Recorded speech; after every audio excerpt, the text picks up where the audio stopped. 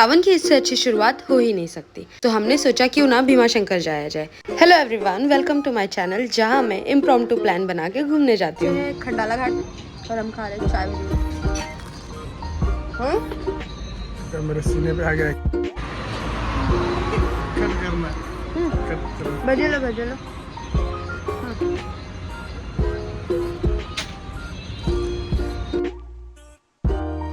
हमारा initial plan काफ़ी simple था कि मुंबई से भीमाशंकर और भीमाशंकर से मुंबई तक का रोड ट्रिप करेंगे। बट फिर मैंने सोचा कि जब पुणे जा ही रहे तो वहाँ के फेमस गणपति पापा का दर्शन क्यों ना कर लें। जब तक हम मंदिर पहुँच रहे तब तक आप उस मंदिर की खासियत जान लीजिए। कहा जाता है ये मंदिर 1893 में श्रीमद दगड़ू शेठ हलवाई ने अपने बेटे की डेथ से निकलने के लिए बनवाया था। घर से निकलते वक्त हमने सोचा था कि रोड ट्रिप है, वहाँ जाके ही चेंज कर लेंगे। बीच में ये प्लान बना तो हमें ट्रैक और टी शर्ट में ही दर्शन लेना पड़ा। क्या आपको मालूम है, इस मंदिर के बापा की जो मूर्ति है वो पूरी सोने से सजी है और आसपास कुछ 40 लाख का सोना है। इसके अलावा अगर मंदिर के आर्किटेक्चर की बात करूँ तो वो बहुत विशाल और खूबसूरत है।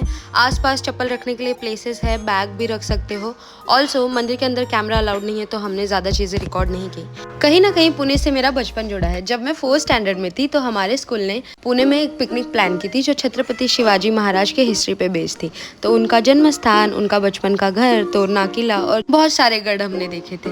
भीमाशंकर जाने से पहले वहाँ के रास्ते की मैंने बहुत तारीफ सुनी थी कि रास्ते सुंदर है, नेचर काफ़ी अच्छा है। बट किसी ने ये नहीं बताया कि वहाँ बाइक चलाना बहुत मुश्किल है। पूरे रास्ते राम राम राम करते करते हम पहुँच गए मंदिर। यहाँ से मंदिर काफ़ी पास दिख रहा था और हम थोड़ा मिसी है तो 2 बेड्स थे। मतलब अगर फैमिली आ रही है तो उस हिसाब से। वो साइड वॉशरूम है। ये न्यू है तो अभी उतनी फैसिलिटीज़ फिलहाल थी नहीं। रात में पूरे एरिया की लाइट चली गई थी तो ये पूरा अंधेरा अंधेरा हो गया। हम यहाँ शाम में पहुँच गए थे बट ट्रैवल की वजह से हम दोनों के फ़ोन डेड थे और यहाँ पे पूरी रात लाइट नहीं थी, तो जिस वजह से मुझे ये वीडियो मॉर्निंग में लेना पड़ा। तो मेरी एक एडवाइस ये भी होगी कि आप जब भी ट्रैवल करो पावर बैंक के साथ ट्रैवल करना और ऑफलाइन मैप भी डाउनलोड कर लेना। वैसे हमारा होटल मंदिर के पास था बट आपको दिखा सकूँ इसलिए हम वापस ऊपर चढ़ के गए। तो ये था मंदिर का एंट्रेंस। कुछ 100 से कम सीढ़ियाँ होंगी, आपको उतर के नीचे मंदिर के साइड जाना है। मंदिर के अंदर छोटे कपड़े, शॉर्ट्स, जीन्स अलाउड नहीं है, तो जब भी जाना ड्रेसेस, कुर्तीज ये पहन के जाना ताकि कोई आपको टोके ना। तो हम सुबह 4 बजे उठे थे, तो ये मॉर्निंग का व्यू है इसीलिए गर्दी काफ़ी कम है। बट यूजुअली यहाँ बहुत गर्दी होती है और लाइन भी लगती है, स्पेशली बारिश के टाइम पे। बट बारिश के टाइम पे ही यहाँ जाना बेस्ट है बिकॉज यहाँ पे ट्रैक भी कर सकते हो आप। यहाँ होटल 500 प्लस अमाउंट से अवेलेबल है, बट आप जब भी रुकना तो पूछताछ कर लेना कि क्या क्या सुविधाएं अवेलेबल है। मंदिर के पास पहुँचे और पता चला कि आरती चालू होने वाली, तो हमने सोचा क्यों ना VIP लाइन से आगे जाया जाए। तो हम डायरेक्ट दर्शन करने जा रहे हैं। आइए साथ में आरती लेते हैं।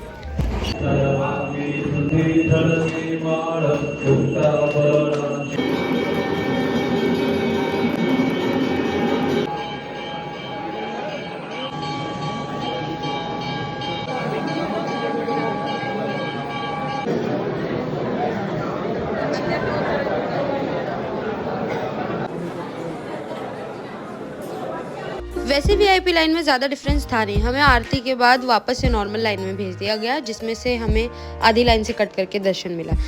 और जब हम दर्शन करके निकले हमने देखा ये बड़ी लाइन लगी हुई थी, तो हम सोच रहे थे कि अच्छा हो कि सुबह मॉर्निंग में जल्दी उठ के चले गए, वरना फिर आधे दिन तो वहीं चले जाता। हमारा होटल मंदिर से कुछ 2 मिनट के डिस्टेंस पे था और उसमें उन्होंने हमें वेज थाली भी दी थी जो 110 रुपए की थी, जिसमें 2 भाजी, 1 दाल और थोड़ा चावल भी था। और वहाँ की सबसे अच्छी बात थी मंदिर का सीधा सीधा दर्शन। मंदिर के ऊपर साइड आपको पार्किंग के लिए स्पेस मिल जाएगा जो 40 रुपीज़ लेते हैं और बाइकें सेफ होती है।